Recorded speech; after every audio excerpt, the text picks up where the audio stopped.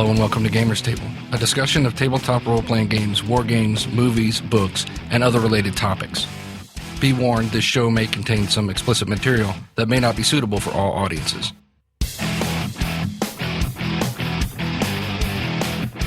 Hello and welcome to Gamers Table. My name is Eric. This is Mike. This is Dan. This is Mark. And I'm Sean.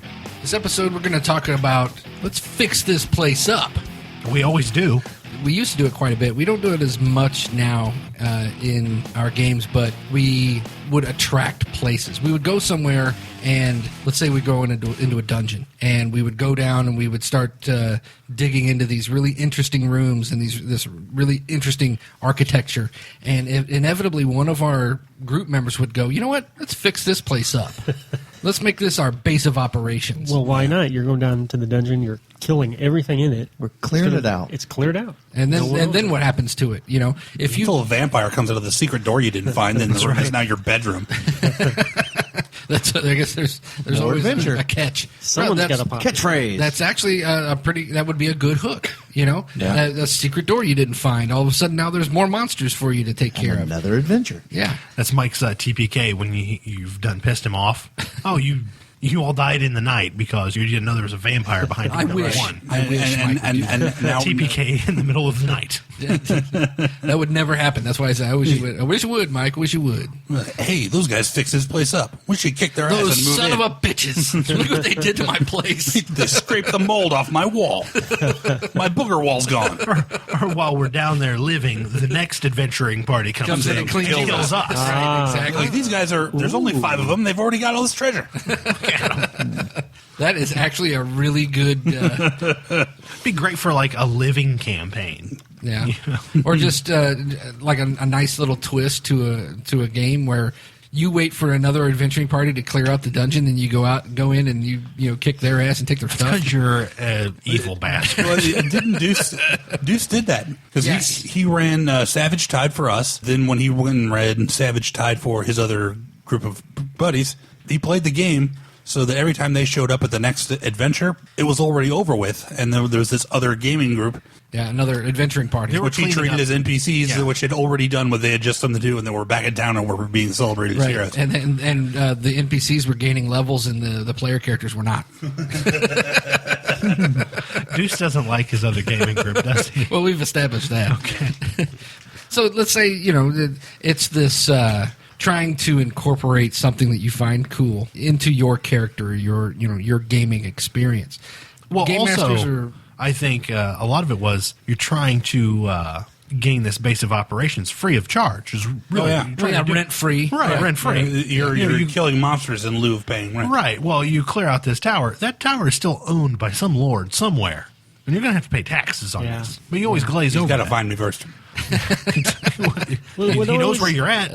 You fixed up the tower. Yeah, it's not hard to see his house. What always amazed me was how you guys would always jump on the first thing offered, like some Oh abandoned yeah, literally. tavern. I think we did this. This was years ago. This is when I was in college. We did it first level, first adventure. Yeah. Yeah. You know, When we were playing the group that was doing the traveling like jousting circuit, we ran across a tower. I don't first remember level. playing That game. sounds fun. It was A great. traveling. We were essentially playing Knight's Tale. No, we were all kind of doing our own thing. It just so happened we were like following the gaming circuit of Greyhawk. Okay. I want to play Knight's Tale, Mike. Okay. No, because that movie make a is note. terrible. It's not. That movie's awesome. I love that movie. It's because you have no taste. I do have taste. I can appreciate an anachronism when I am presented with it. It's crap. They have the Nike swoosh. That movie is frickin' terrible. All right? It's awful. Line in the sand. Well, getting back to my point, Nope. you jumping on the first shack you come across. I would when never you're jump in on the Shaq. He's a wilderness. huge man. Yes. Fully knowing a few levels from then, you might run into an abandoned tower or an abandoned castle. And then that first shack that you threw all that money into is an afterthought. Well, that's kind of my thing. It was like, you've done your dungeon crawl, and you're just like, I'm going to fix this place up. You're fixing up a dungeon. Yeah. Just take the treasure, go back to town, and buy a nice house. Where's the fun in that? No work involved. But see, I think that really people kind of glaze. You say they glaze over the fact that the Lord owns this tower and stuff like that. If he really cared about that tower, he would have cleaned it out Well, himself. that's why he hired you to go clear it out. Well, Not necessarily. then you need to negotiate your tax level. It's like, hey, man, I cleaned this out. If it wasn't for me, there'd still be bugbears. Bugbears in your toilet. Mike, what we're really trying to say is we don't have nearly enough mundane problems in our games. Oh yeah, So which I tried to inject into the Monday game. Oh yeah. Mike's wife is pissed at him. All right. Payback's her bitch. I think it stems from it's another form of gear. You're wanting to accumulate so much stuff, and you really don't think about the ramifications of doing these things. I want to clean out this haunted abbey. Okay, I do it. Now I own it. It's like possession is 9/10 of the law, which is not true. It's the Paper Street house. Huh? It's the Paper Street house. you own it because you're just squatting there, right. And Yeah. nobody else wants to kick you out, Right. so it may as well be yours. And Right. to continue with my Fight Club analogy, the things you own end up owning you. It's true. That's definitely true. They never actually say that line in the book, by the way, and I was kind of disappointed by that. Because it's a great line. Really? It's a great I don't line. remember. Not in the book. Some video games. I was told that I haven't played the new Skyrim, but you can actually have a house in Skyrim. And Multiple houses. Yeah. Do you purchase them or can you just clean them out? You have to actually do certain quests to get them to unlock the ability to buy it. Okay. Once you basically become friends with that township, then they offer you I to see. buy the houses. They're But- not cheap. They're pretty expensive, but you can get them. But They had the same thing in Fable, but you didn't have to do squat. All you had to do was have the cash. I'm thinking of Fallout 3. Fallout 3, you could go into any of those abandoned houses and just squat there. Yeah. You could accumulate as much garbage as you want to and put you can line your shelves with cans of Spam or whatever. Yeah. Literally spam. But in role-playing games, you have to have the free time to do things like that. Yeah. You can't go from encounter to encounter to encounter and still do these things. You're so task-oriented a lot of times that you don't even think about that stuff anymore. At least we don't, But when we do, it's almost a nostalgic thing. But we used to do it all the time. When It's an outlet for Jason to draw up a floor plan. right, and it happened all the time. Yeah. To this day, he still does it. I think the last time I did it was we cleared out the den of the Flame Death Assassins, and I chose it to be my base of operations for the monastic order that worshiped me. That kind of thing. That was pretty high level, though. Well, yeah, Oh, pretty. I think it was the highest level, wasn't it? that's when you should be doing those things. Sure. Yeah. At first level, you go in and you clear out the shack. This is the greatest shack I've ever seen. This is my wizard shack. That's right. One day we'll have a tower. But today's shack. you leave this wake of things that you possess. You can't keep track of all that crap that you're going through all the dungeons. You're just going to claim it. Sure. I mean, 'cause you ignore this anymore, Mike. Whenever it's just kind of it's a joke for us. Yeah, it's now. almost an inside joke. Yeah, I was saying before we turned on the mics, I can't remember a single instance where we've actually fixed a place up. We've always talked about it, but then we never did. I think we jump on buildings, businesses, inns, taverns, restaurants early because your characters still have this inferiority thing going on, and you want a place where you can walk in and you can And say, they'll "This is my know us." place. Get out," because you're used to getting bossed around when you're low level. And the sooner you can jump on something that you have ownership in, the bigger you feel. That's also a very American thing. Is that, you're not really a man, a provider for your family until you own property. That's kind of ingrained in our culture since. Well, for me, it's not so much property Whenever. as that I would just genuinely would like to have a tower. Oh yeah, Here in town. me too. Would be nice. I would He's totally that dude that build. lives in that strange dude that lives in a tower. I would totally build a wizard's tower if I had Right next the door to my property to put it castle. on. Exactly. Yeah. And what happens often, I've seen it with wizard castles or even maybe ships. Yeah. You'll let's fix this ship up. You staff it, put someone in charge of the ship, never see it again. Right. It's on self-sufficient after that. But it's on the sheet, Mike. It's right. on the sheet, Yes. and therefore in my imagination. Now, going back and looking at some of the times when we actually did do these things, you had a whole campaign or sub-campaign that revolved around when Brian fixed up a place or at least claimed it. But You talking about the one I created myself? yeah, That was a Smythe Keep. Smythe Keep, that's right. That's right. But wasn't that one of those that he ended up living there and it was a haunted keep and all this other stuff? Yeah, that was kind of tailored. It was an inheritance. It wasn't something they just come across. I see. But now, as to fixer-uppers, the classic is Castle Greyhawk. Right. Because the first time I had ran it through, Jason's not here, cleared out the entire dungeon, and not only did they clear out the entire dungeon, they rebuilt the ruins of the towers on top of it. What character would that be? I can't remember. That had to have been the ultimate fixer-upper for me. Well, then the funny thing about that was, I wasn't involved, but I heard plenty enough about it, was they sunk essentially all their treasure into rebuilding it. Yeah.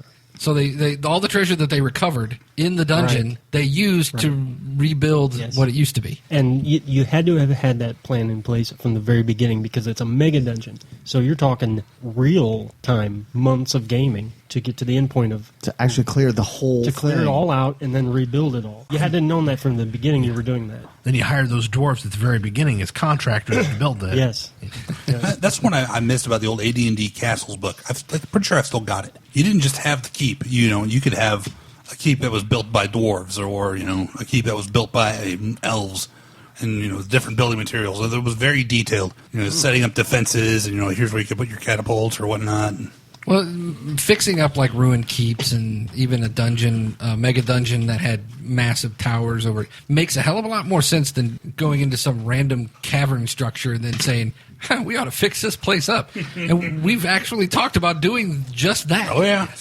Having like a hidden base of operations, especially in the world of Greyhawk, because in the area, the lands of Greyhawk, because anytime you tried to go back into town, Gledretti was trying to steal all of your money from you. And Gledretti being the tax collector.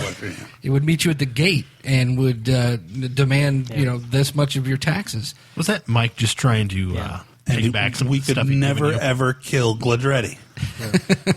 No matter what level we are, how powerful we were. Gledretti the Undying. Untouchable. I think he's Boris the Bullet Dodger. He's related to Ibid. I actually get that right. Both of them.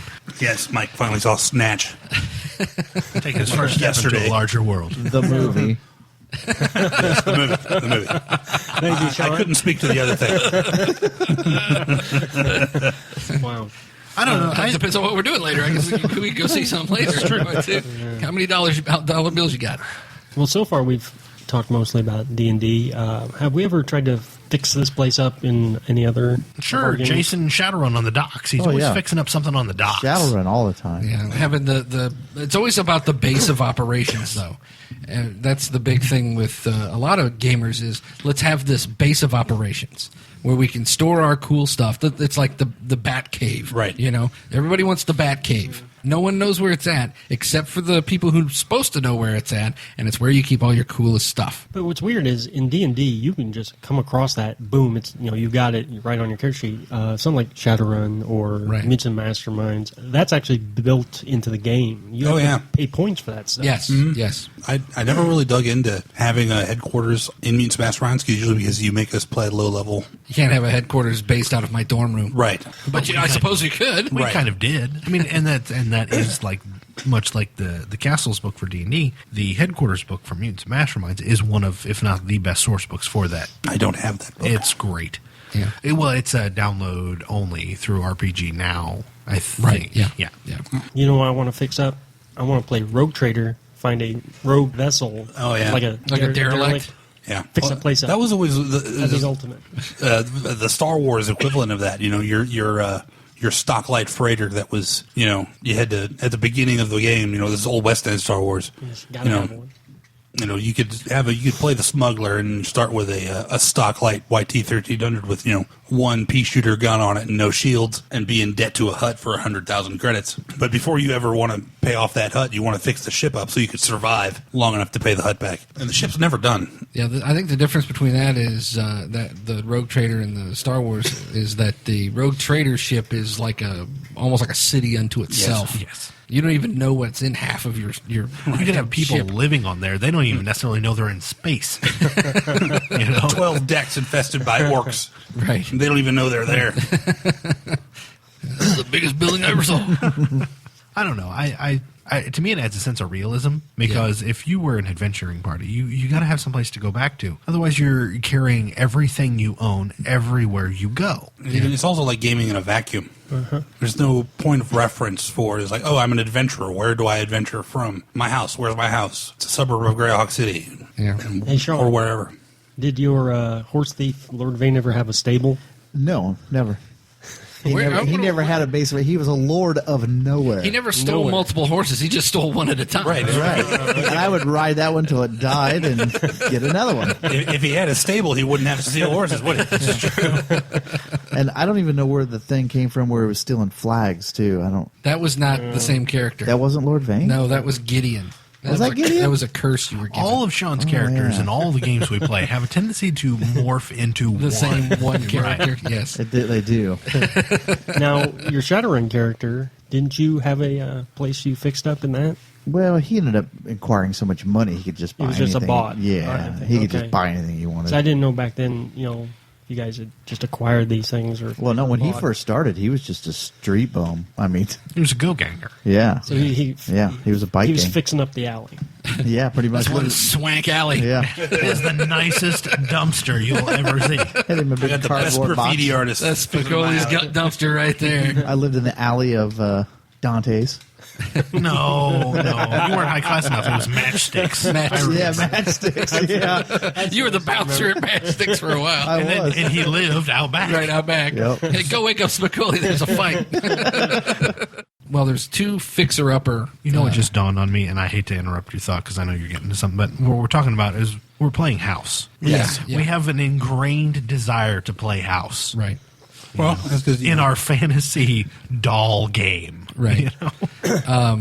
In Shadowrun, Jason did the fixer-upper with his garage. He had a character that had a garage. He was a mechanic. And then the other fixer-upper that I could think of was Brian once fixed up an old oil rig and turned Yeah. it into a dance club. A dance club that was outside. It was in the internet. It was in international waters. Right. It was international. Yep. Yeah, it was an Is that the cleaner?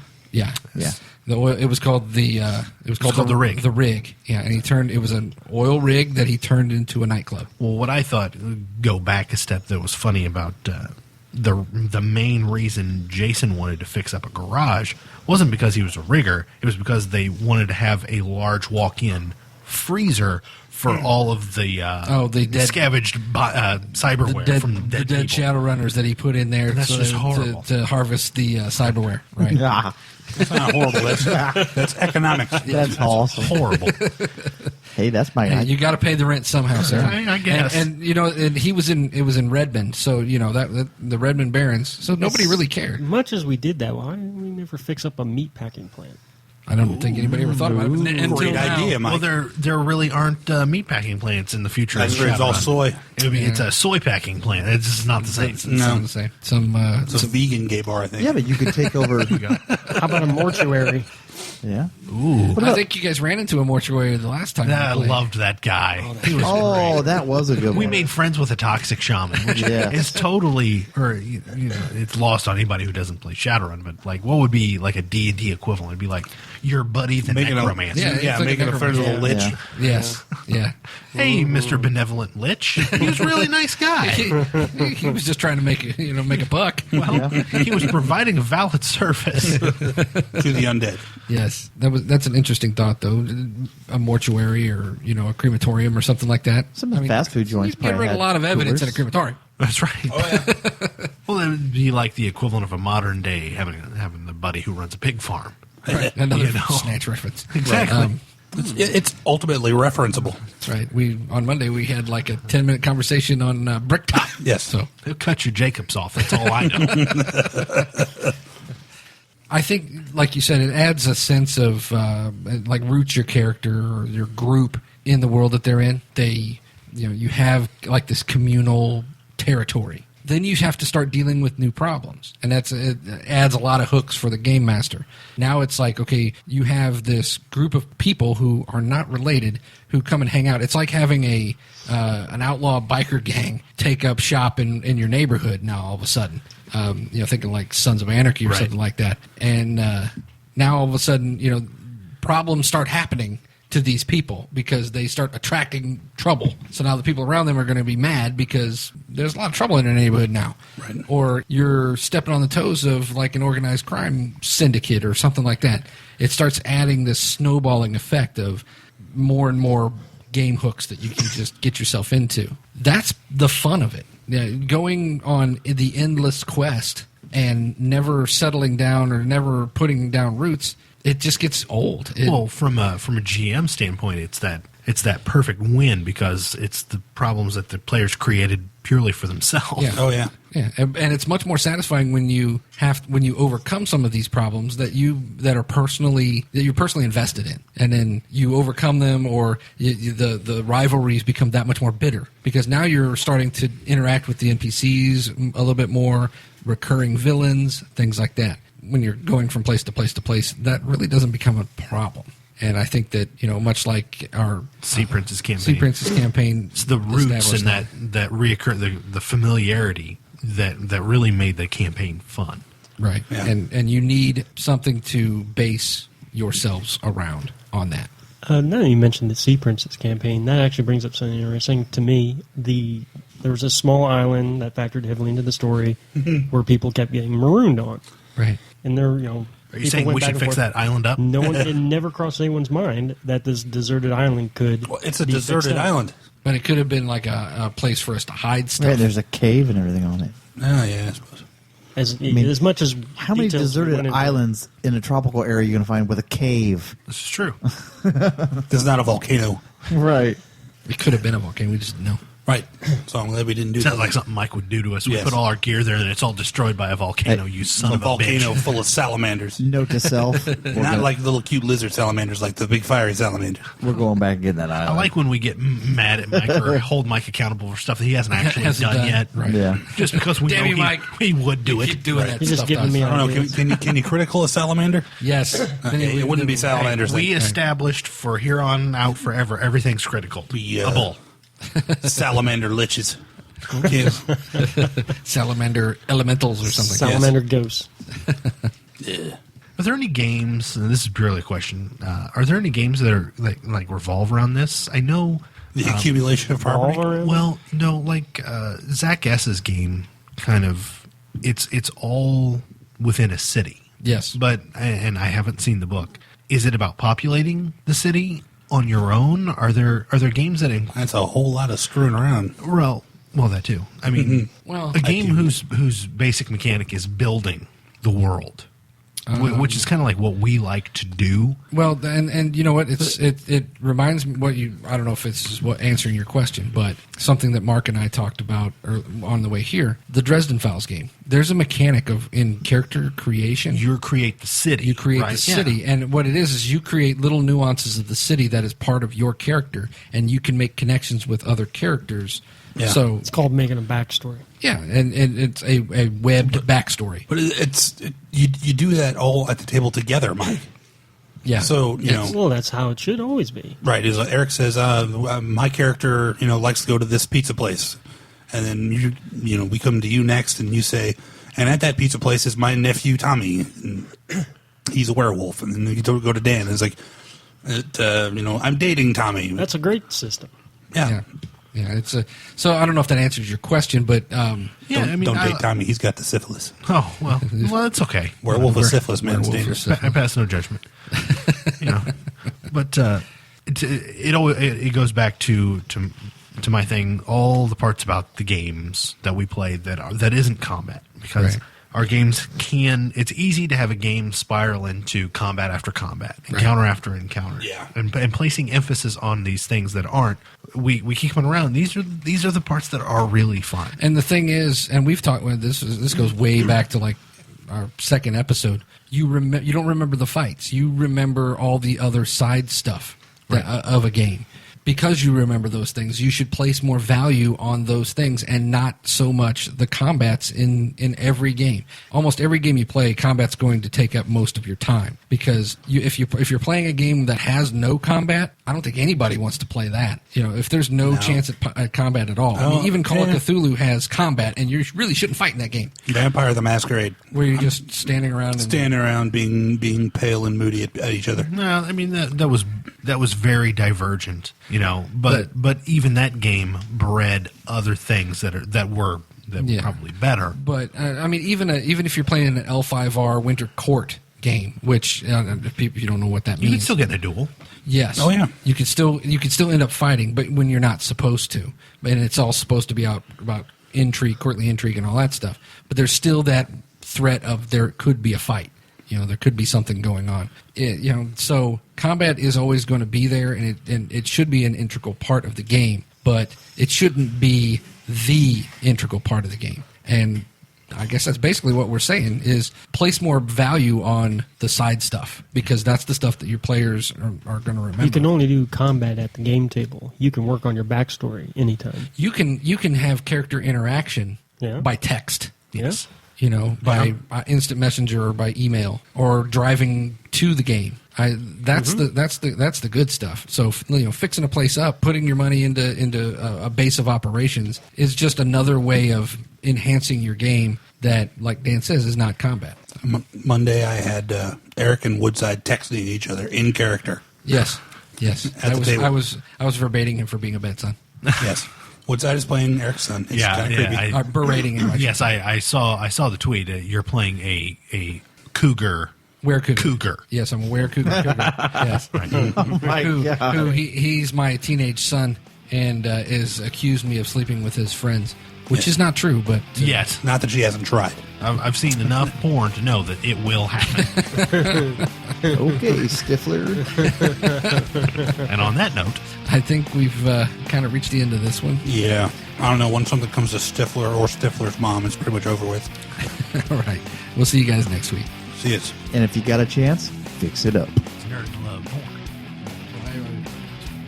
Well, who doesn't? I don't watch a lot of porn. Shit. I know. So much love porn. You've watched it all, is what you're saying. You've seen it all. You've burnt yourself out. Follow us on Twitter. We're at Gamers Table. Like us on Facebook. Listen to us on iTunes. Or on Stitcher. Got a comment or question about the show? Visit our website, gamerstable.com. You can comment right there on the episode page. Or you can send us an email, feedback@gamerstable.com. Even better, you can leave us a voicemail at 559-546-1231. Right. And if you do, we can feature your call on the show. If you like what you hear, click our PayPal tip jar. It's only 99 cents, and it helps us keep coming back each week. Thank you for listening. Remember, new episodes are released every Tuesday, so please subscribe. Properties discussed during this podcast are the exclusive rights of their respective owners. Gamers Table is a registered trademark property of Side Tangent Productions.